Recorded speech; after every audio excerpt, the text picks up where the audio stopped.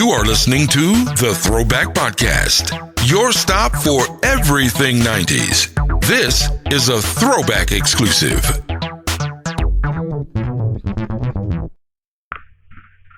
Joining me at this time is best known for her role as one of the original cast members on the 90s hit Nickelodeon TV show All That, and was also the voice of Lucy Aniga on the Disney hit TV show The Proud Family. I'm pleased to introduce Alisa Reyes. Alisa, how are you? I'm good. I'm excited to be on the show. How are you doing today? Thanks for coming on. Yeah, it's my pleasure. Hey, first question off, how did you break into the entertainment business? Like, what were your inspirations for breaking in?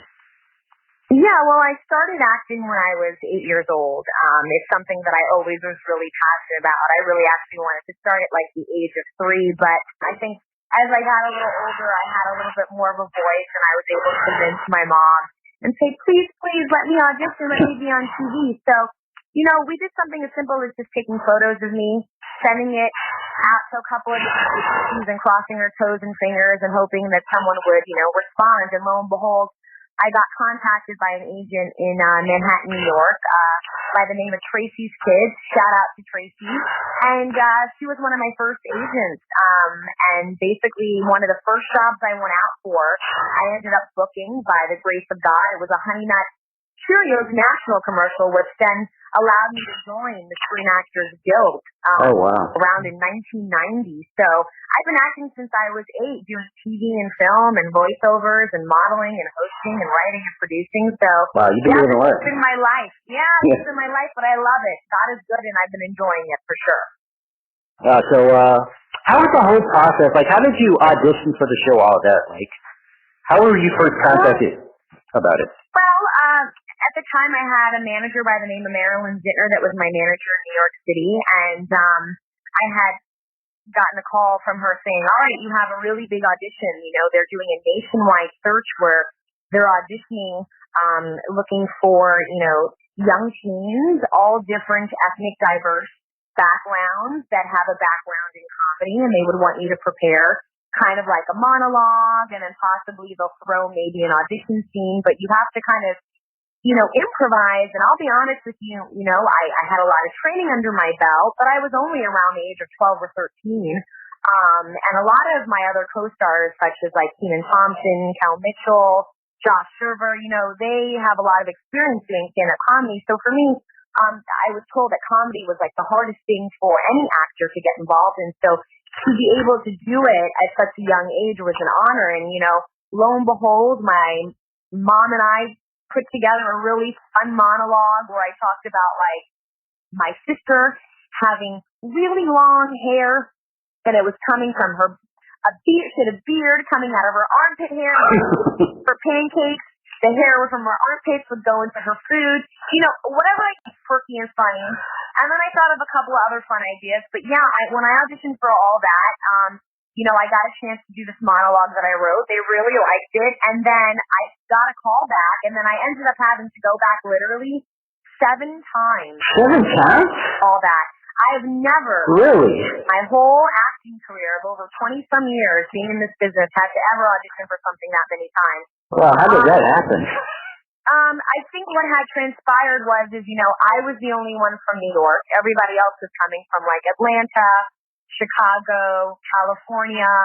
And so one of the last actors attached was Kenan Thompson, and then I was attached. I think, they were really trying to create what they felt was going to be the best cast ensemble for this variety scripted show that really at the time didn't even really have a name, a high school and a high school class, and they were the students in the high school class. Right. And they later then had a really good relationship as friends, and they decided to go into business together and create a scripted variety show for kids. So all that was a lot like the Mickey Mouse Club, but we didn't sing and dance. We instead focused on having current trending artists of that time coming into the show to perform, very similar to the concept of Saturday Night Live, but that was for adults. So there was nothing on TV like us. I mean, later on in the years, they had Mad TV and Living Color, but that was way later. So, and that was for a younger generation. That's for an older generation too,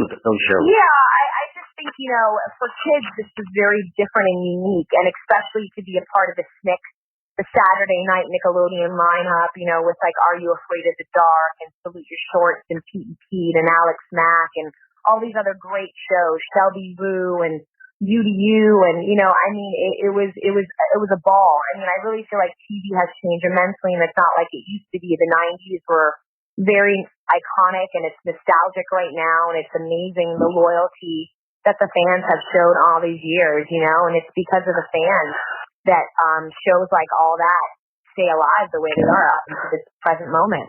The thing I really loved about all of that was how different and diverse the cast was. Everyone had such good chemistry with each other. And I think that's why it took them so long to find the right cast, because when I ended up meeting everyone for the first time, it all made sense, like it was a piece to a puzzle. We were all so different. I always kind of considered myself the Goldie Hawn from the show Laughing that was on in the, I think, 70s or 60s. Yeah. I always played the fun characters, and, certain actors on my show, all that, we all play specific type of characters, and that's what made us all unique. We all just were able to strategically fit in, and everything just made sense, and it worked. Working with everyone, it was like one big family. I mean, we were constantly having fun. We shot the show in Orlando at Universal Studios. So, I mean, literally Universal Studios was our playground. So on our lunch break, we would sneak out and go on a couple of rides, and it was pretty euphoric and pretty badass. I mean, as a kid, to be able to say, like, hey, for lunch, I'm going to go hang out in Universal Studios is pretty surreal. So, I mean, there's no way that I have any regrets, no way, shape, or form whatsoever. Which brings me to my next question. How was it like working at Nickelodeon Studios? Like you said, you had Universal Studios in your backyard, but Nickelodeon Studios was such a legendary place for kids. How did you like it? At the time, it was really in its prime. I know it's really no longer, or if I'm not mistaken, maybe it's been renovated, but I know there was a petition going on for a while that all of us were really active about wanting to cross-promote because it was iconic and it was a part of my childhood. I remember when we filmed all that, we filmed all that in front of a live studio audience, so we would rehearse during the week, and then towards the end of the weekend, we would record a couple of scenes, and then we would shoot a good chunk of it in front of the audience, especially to get that laughter, audio for us for the background of scenes and whatnot. But during the time when we would get prepared for the show with hair and makeup and being in and out of wardrobes and costumes and prosthetic makeup, there would be a tour going through the makeup area to where it was like a plexiglass, and so they could see us and I could see them, and we can wave, and we could wave at each other, and they could see us going through. And the guy would be like, and this is the show All That on Nickelodeon, and here are the cast members. Wave, hi Lisa, and we'd wave, and they're getting ready to perform in front of their studio audience. It's a new show.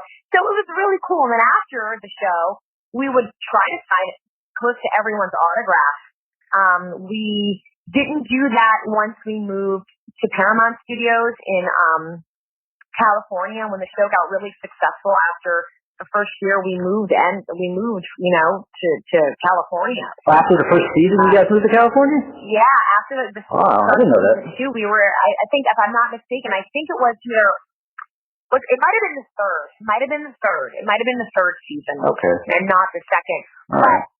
When we were in Orlando is when we would always meet the audience afterwards. But once we came out here to California, for some reason we didn't get a chance to physically meet the audience, but we would get a chance to still go and say hi to them. So I do miss kind of that organic, because we were new, they were really hands-on with us with fans. And then, as the show got a little more successful, they had to be a little bit more weary about who we met and stuff, because we were kids. They had to protect us. But at the end of the day, Orlando was home and family to me, you know what I mean? And now California is my home, and I mean, Paramount Studios was amazing to work at too. We shot at the old Dr. Phil studio. Oh, really? So it was cool to, it was cool to share that studio. Yeah. Nice. I know we touched on this already, but how was it like working with the cast at the beginning of the series compared to when you left? Nothing really, ill wills ever happened between us. I mean, we were typical kids and teenagers, brothers and sisters. We had our moments, we're tired, we're hangry, because when I'm hungry, I get hangry. You know what I mean? Or, our social life was maybe a bit different than the average kid's social life, but at the end of the day, there was nothing different that we did. We all studied, we all did school. Our priorities were just the same priorities as everybody else, except we just happened to have careers while being a kid and while going to school. You know what I mean? So yeah, I think that's the case for most children actors. Like it's pretty much the same life as a kid. They just have like more stuff on their plate. Yeah, we just have more stuff on our plate. To be honest with you, like all this was my doing. I wanted to do it. I told my parents this is what I wanted. You know, I was never forced into this business. It was all me. And I think for me, to know that and to be able to like have a family that's been so supportive has been a blessing. You know, I've been abundant with the love. And that's the most important thing is that I always try to tell people that I meet, fans that I've met, even just friends and family, clients that I coach is that like, a support system is very imperative no matter what you do in life. You know, as long as you have that positive support system, then the sky's the limit for yourself. Exactly.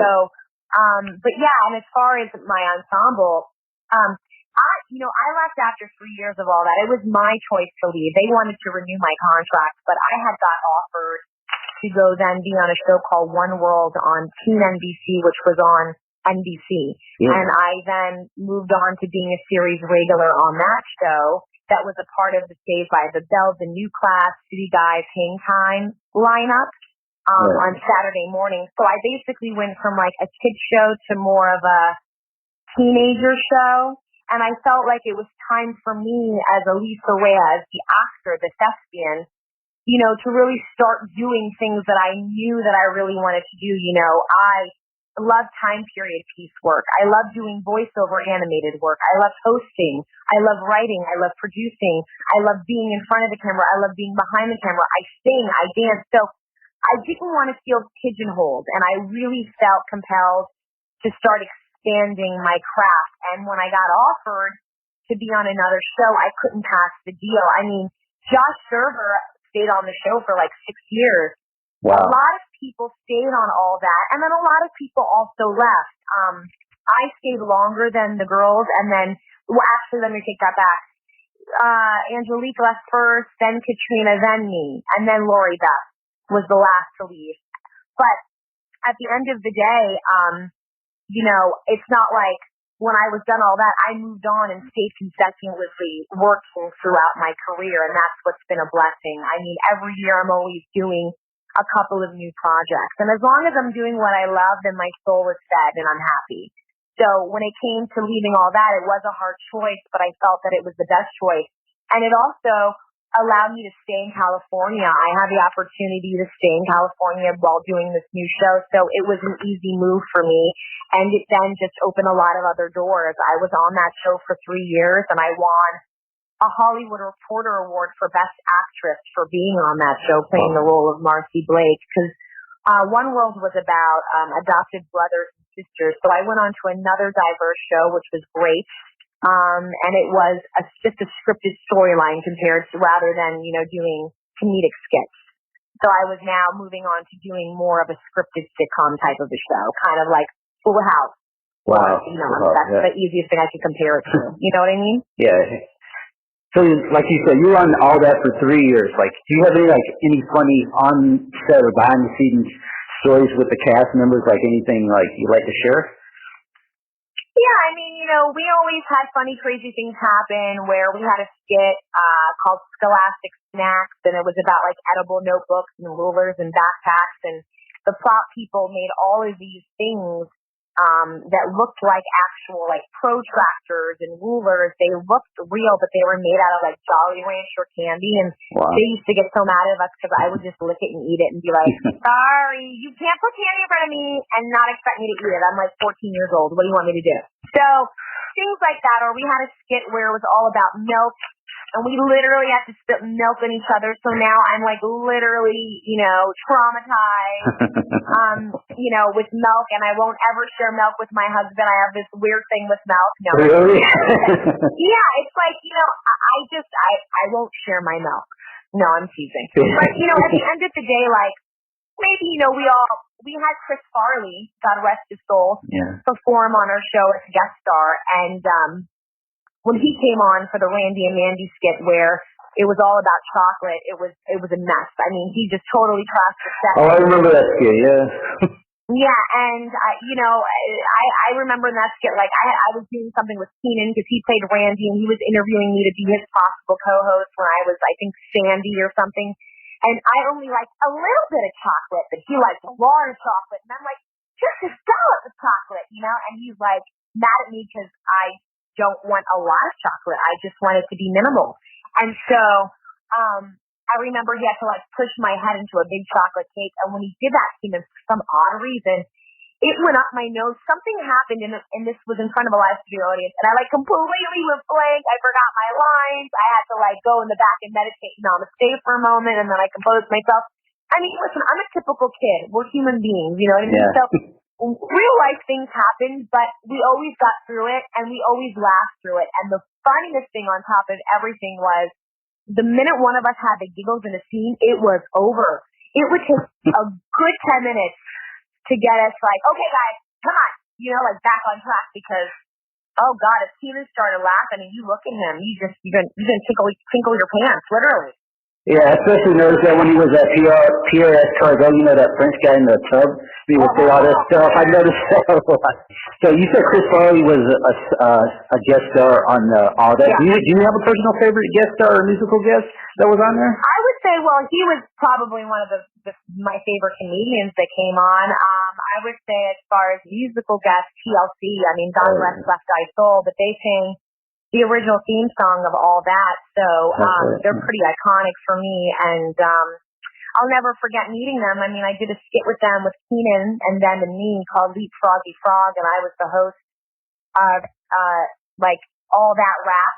I was like Angie B from All That Rap, and I was interviewing Keenan, who was dressed like a frog. Yeah. And the girls came out and they'd be like, Leapfroggy Froggy. They would come out and they would start singing.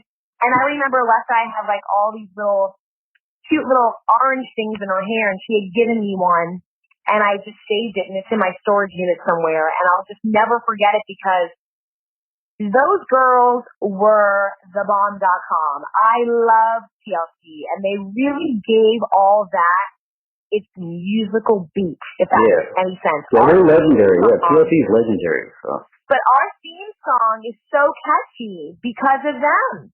Even my Proud Family cartoon, Beyonce and her sister are singing the Proud Family theme song. I mean, when you have some of these iconic, amazing artists singing a theme song, you're never going to forget that hook in your head. You know what I mean? When we shot the pilot of the show, because I shot the pilot and then I did 3 seasons. So the pilot, when a show before it gets picked up, it has to shoot one pilot, meaning one episode, and that's what the network watches and sees if they think it's funny. If they like it, then they'll air it maybe for 8 episodes or whatever, and based off the ratings, will be if the show keeps being able to air. And because the show did so good, probably the first time it aired, that, they let us have like 26 episodes, you know what I mean, for the first season.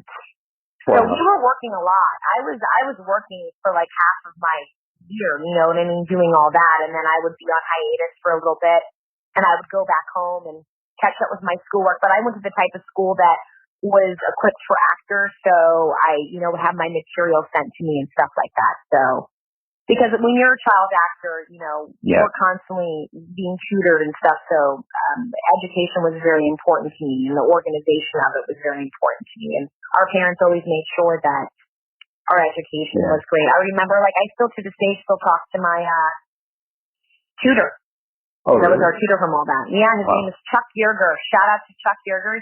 He had a magic briefcase that had like protractors and calculators. It was and candy and stuff. It was great. And he was also the tutor for the Mickey Mouse Club. The Mickey Mouse Club. Nice. Yeah, for like Britney and all of them. So I mean, because Mickey Mouse Club shot there as well in Florida. So all that, and the MMC, we were holding it down in Orlando, keeping it OG. You know what I mean? Keeping it real. Keeping it real. Yeah. So you were also on the Proud Family as the voice of Rich Cianaga. Like, how was that experience? Like voice acting. How did that pronounce it? Yeah. La Cianaga. It's named after a street here. Yeah, after a street here in California. But after I did One World, and I moved on to doing TV and film, and so I was on Passions for a while. I played Cindy Valentine, that was a recording artist, because I also sing. So now you can actually buy my track called Sexy Hot on iTunes, TuneCore, Amazon, Google Play. And you have the tune on. Nice. Yeah, just check out my website, Alisa, A-L-I-S-A, Reyes, REYES.com, to check out the latest info on me, and make sure to hit up also like my social media on Instagram, Twitter, Facebook fan page, and Snapchat, and even Periscope, and Say. It's just at Alisa Reyes and verified, so, as long as you see the one with the check mark, that's me. Yeah. Everything comes on. I will always try to comment back to people. As long as y'all come from a place of love and light, we are all good. After all that, I went on doing to ER, NYPD Blue, 6 Feet Under, Without a Trace. And so when it came to voiceover work, I happened to just go out on an audition. And it was one of my first big voiceover gigs that I actually got. And then once I got the Proud Family, it opened up so many other doors to where I have a cartoon right now on Netflix called The Jammies. I play Momo. It's about tweens that sing and dance at a performing arts school. So definitely check us out. I've done campaign ads I was the voice of Crystal Light for a while. Wow. You know what I mean? I do a lot. I've had my own radio show on Sirius Radio before. So I've had my own radio show on Playboy U as well. So I definitely, once you do one thing, of course it opens up the door. It's like a domino effect. You know what I mean? You just got to keep that momentum going. Yeah. What was I going to say? How was the experience on the Proud Family compared to all that? Did you prefer the live audience atmosphere to the voice acting part? Well, no, I love both, but it's completely different. Voiceover, you can go in your pajamas. Not that I would go in my pajamas, and you sit in a recording booth. Sometimes you don't even speak with other people, and you are just literally by yourself, talking. Wow. So at the end of the day, of course, I would prefer interacting with other people because I'm very outgoing. But at the end of the day, work is work, and like I said, as long as I'm doing what I love, it's all good. But, voiceover work to me is awesome. It's a different energy. You do have to give 185% because it's all your voice. So, in order for me to give the most out of my voice, I have to physically be doing a lot. But, that's just part of who I am as an artist, and that's just me using another part of my instrument, which is my vocal cords, and using my throat chakra area. So, yeah, I really genuinely enjoy voiceovers, but I love everything individually, just in its own way. Right. So going back to all that, do you still find yourself watching old episodes of all of that? If it's on TV, would you just if you're surfing the channel, would you stop and watch? I'm not gonna lie, I have some episodes on my DVR. I have. My grandmother, God rest her soul, used to record every episode on VHS tapes. So I have all these VHS tapes that I can't bear to let go of. I probably can. I want to invest in converting them to CD at least, or DVD or whatever, so I can have them just not take so much space in my home. But at the end of the day, of course I ponder back, and it's like saying, who doesn't Google themselves? At the end of the day, I'm human. Yeah. I'm serious, and it's nice to visit memory lane. Yeah, it really does. Yeah. Do you still keep in touch with the original cast?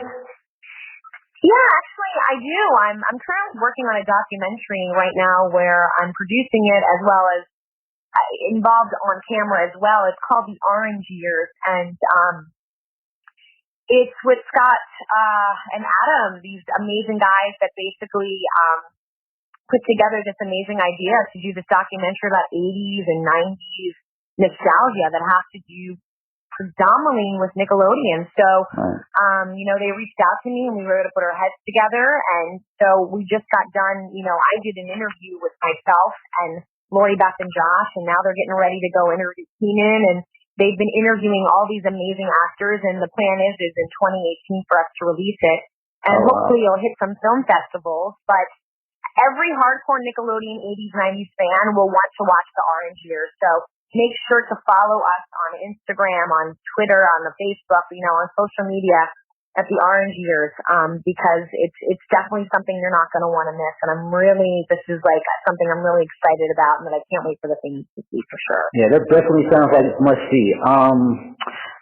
Do you guys have any more reunions planned in the future for any other projects? I mean, a couple years ago, some of them got together at Comic-Con. We did some stuff at Kamikaze. The Splat has given a lot of love to re-airing the show because 2 million fans petitioned to get it back on the air years ago. So now the loyalty of the fans is the reason why all that is just trucking. And I can't thank the fans enough. Everyone on social media that I interact with and those that maybe I miss along the way, I truly, genuinely thank you. I send you love and light. I am so honored and blessed and humbled to know that you guys love the show. And even other shows that I have been on, people that have been following me actively throughout my career, it's just the outpour of love has just been so abundantly amazing. And I just continue to give back that love and light same way back. But yeah, I mean, I keep in touch with everyone to the best of my ability. I am working on actually a scripted show with some of my All That Croonies and the actor Sinbad, where it's a scripted show that I'm really excited about. So I can't give too much information, but let's just say there's some really good people attached to it.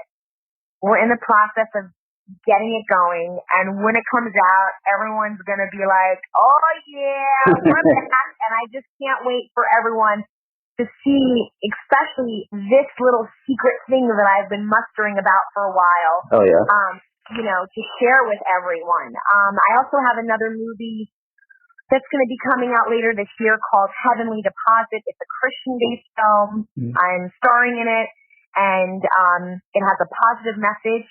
Check out heavenlydeposit.com so you can find out about how you can see it at a theater near you.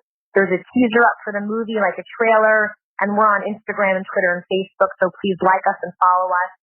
And like I said, I'm really active on social media. I do 90s trivia Monday through Friday. Give me a shout out, say hi. I'll definitely give you that love and light back. So you can stay posted about what's transpiring in my career. And then last but not least, I also coach and teach. So I'm really excited, a teen class on May 1st. If you're located in, Burbank, California, definitely visit AlisaReyes.com or my Instagram page where I have a flyer going around with detailed information about joining my teen class that are the ages 12 to 16, where I specialize in teen comedy and teen study and character development. Right. I also coach privately, so if anyone ever wants to, do a one-on-one session, we could do Skype. We could do, a phone session, so I'm pretty flexible. And I love coaching and teaching just because if any way that I can share my passion and give that back out to the world for someone that has the same interest, by all means. But I also specialize in coaching about branding and marketing, not just acting. You don't have to contact me about just acting. It could be about any category in your life, sort of like life coach-esque. I'll be your muse and your guru, if that makes any sense. I think it does, yeah. Before we wrap this interview up, do you have any last words you want to say to your fans?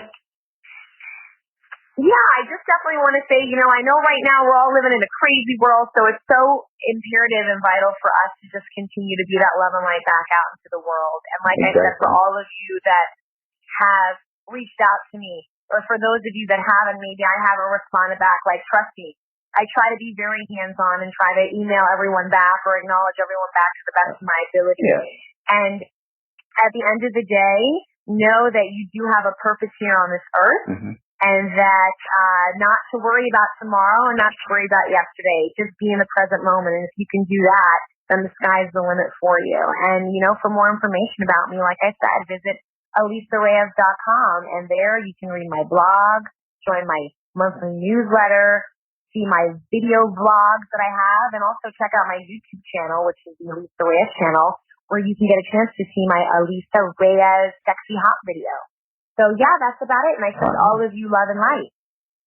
Okay, all that alumnus, Alisa Reyes, thank you for coming on. Really appreciate it. My pleasure. Thank you so much. It was a blast. Hey, hashtag the throwback.